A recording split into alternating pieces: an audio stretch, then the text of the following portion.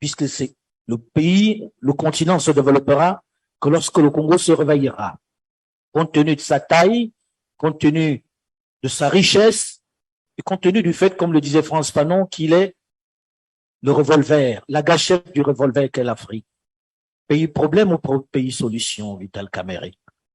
Merci, M. Alain Foucault. Je remercie aussi Nicole et l'ensemble de son staff de m'avoir fait l'honneur de participer à cet exercice intellectuel où j'ai vu défiler des intervenants de haute facture, le Premier ministre, le ministre du Plan, pour les citer que c'est là.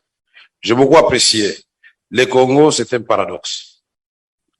Et le problème à résoudre, justement, quand je parle d'un paradoxe, c'est au fait plusieurs paradoxes. La République démocratique du Congo, aujourd'hui, vous l'avez si bien dit, se trouve au cœur de l'Afrique. Et comme l'a si bien dit Frantz Fanon, que l'Afrique a la forme d'un revolver dont la gâchette se trouve en République démocratique du Congo. Quand il le disait, il ne pensait pas que c'était pour agresser, tuer et marcher sur les plates-bandes des autres pays. Quand il le disait, c'était pour dire que le Congo incarne l'espoir et développement de l'Afrique. Lumumba, Kwame Nkrumah, Mandela, ils sont nombreux, Modibo Keïta, ils se sont pas trompés. L'Afrique reste encore la destination du monde aujourd'hui. L'Afrique, pour plusieurs raisons, c'est une île. Beaucoup de gens ne se rendent pas compte. Nous avons à l'ouest l'océan Atlantique, au nord la mer Méditerranée, et de l'autre côté, à l'est l'océan Indien, et aussi les deux océans se rencontrent. Le seul point du monde où l'océan Atlantique et l'océan Indien se développent. Mais qu'est-ce qui se passe? La République démocratique du Congo retarde effectivement le développement de l'Afrique, mais ça ne saurait durer. Quand on a des projets, et je dois être honnête intellectuellement, le programme de 145 territoires sous toutes ses formes, que ce soit les volets que le ministre du Plan vient de nous présenter maintenant, que ce soit l'aperçu général que le Premier ministre a fait, ou encore parce que nous lisons et nous suivons les côtés agricoles avec 145 territoires suivis de transformations agricoles. Nous disons que le Congo, c'est un éléphant couché et le jour où il va s'élever avec 9 voisins. Je vous mets au défi de me citer un pays africain qui a 9 voisins. Oui, mais dans le même temps, quand on regarde, ça fait plus de 60 ans que cet éléphant est couché et on a le sentiment que les petits voisins, les 9 voisins sont même un facteur supplémentaire pour qu'ils ne soient pas en paix. On se dit, on est fatigué d'attendre. Celui qui est à Beni, celui qui est dans le Rutshuru, se dit, c'est bien gentil de dire ça à Kinshasa, mais quand est-ce que ça se matérialise concrètement? Quand est-ce que on va cesser d'attendre qu'on soit l'espoir pour devenir la réalité dans ce pays? Non, non. La République démocratique du Congo, je dis et je persiste, c'est l'espoir de l'humanité. Vous dites qu'on a attendu 60 ans.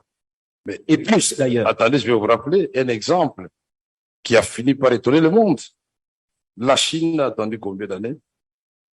La révolution culturelle de Mao Zedong, c'est depuis 1949, n'est-ce pas? Et puis nous avons eu Deng Xiaoping.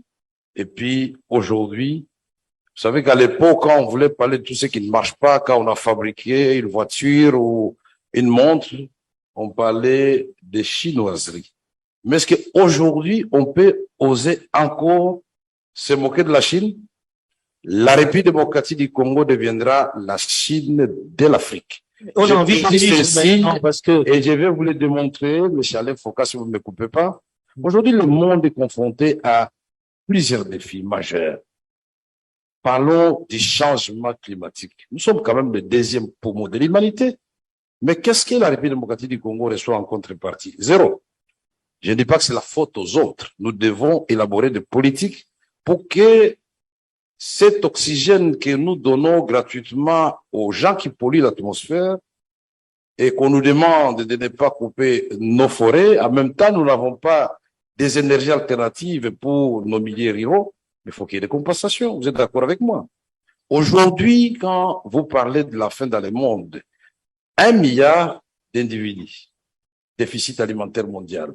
Mais en même temps, quand je regarde le Tchad, la République Congo-Brazzaville, le Gabon, le Cameroun, Sao Tomé-Principe, Guinée-Bissau, Guinée équatoriale, le Gabon, à eux seuls, je ne parle pas encore de la République démocratique du Congo, ça fait 82,998 millions de terres arabes. Mais la République démocratique du Congo, elle seule, c'est 80 millions de terres arables. Attention. Et là, nous devons orienter nos étudiants et le public, plus 40 millions de terres irrigables. Ça fait 120 millions de terres cultivables. Exactement à quelques différences près, la surface cultivable de la Chine. Donc, la RDC, selon les études, pas faites par nous, par l'Institut français de recherche agricole, par la FAO, nous sommes en mesure de résorber 2 fois le déficit alimentaire mondial. Maintenant, je peux aller plus loin.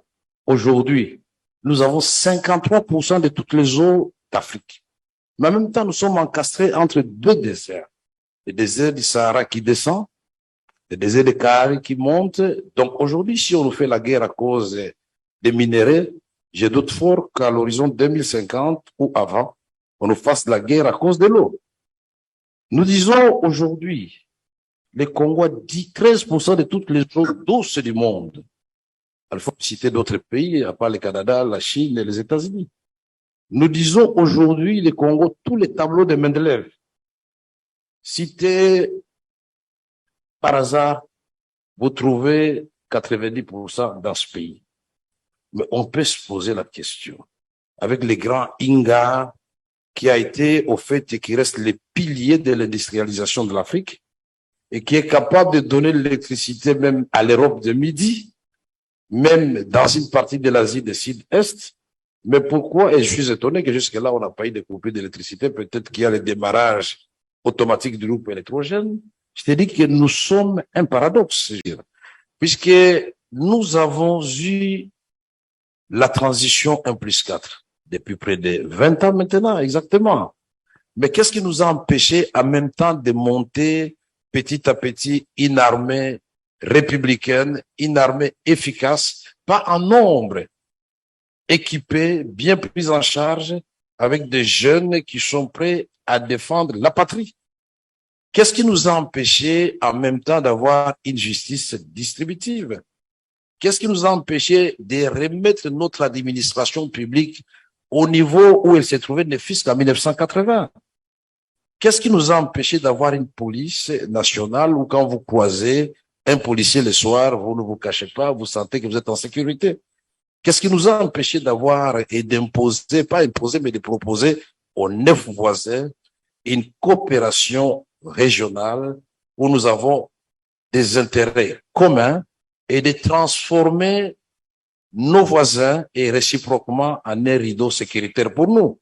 Puisque si nous sommes en bon terme avec l'Angola, mais pour atteindre Mwanda, Matadi, il faut d'abord passer par l'Angola. Mais alors, est-ce que vraiment nous ne pouvons pas comprendre qu'avec 9 voisins, il ne nous reste plus que la petite entrée sur l'océan que nous devons garder? Dans un premier temps, je crois qu'on doit le faire. Et puis, en même temps, on ne dort pas. On est en train de mettre en place une vraie armée républicaine. Les jeunes sont prêts à répondre à l'appel du gouvernement pour entrer au gouvernement. Mais une armée républicaine, ce coup-là. Absolument, il faut prendre des dispositions. Il y a des standards. Il ne faut pas faire du rassemblage et croire que, ou mixage, que vous allez avoir une armée redoutable à ce moment-là. Non, il y a des failles. Il y a des failles. Les réseaux sociaux, il y a des fois où je me demande si ils n'appartiennent pas carrément à 80% à la République démocratique du Congo. Mais si c'était pour discuter des thèmes, qu'est-ce que je suis en train de me faire bousculer de l'autre côté, parce qu'ils veulent que l'on arrête, mais on continuera cette discussion. Moi, j'ai pas de problème d'arrêter. Mais je voulais terminer et rebondir sur ce que vous avez dit. Nous nous détestons nous-mêmes. Je crois que nous devons créer une véritable union sacrée des intelligences congolaises. Et ceci est valable au niveau africain. L'Afrique doit aimer l'Afrique et aller dans les combats de la mondialisation en prenant rendez-vous avec une histoire, comme l'a fait l'Asie, l'Amérique latine. Nous sommes les derniers à saisir la chance pour aller au rendez-vous avec notre propre histoire et nous en sortirons. La RDC reste le pays pivot et sa vocation, c'est d'être la locomotive de l'Afrique. Merci, Merci merci, beaucoup. Vital Kamerhe.